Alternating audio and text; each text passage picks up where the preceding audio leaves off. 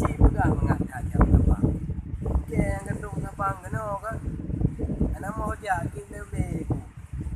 Pegah nak balik kampung ada jam terbang. Di Bandung tu apa tu dia. Oh, nampak. Mang hek thai terbang tu. Right. Nak punya ni noh nak tempat pandangan yang tu. Puji pegah lagak dah terbang. Mangat tu terbang.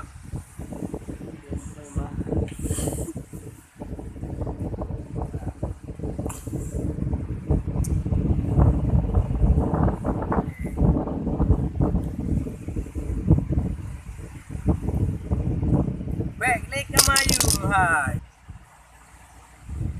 Pening ulek. Nak fikir ya. Kong.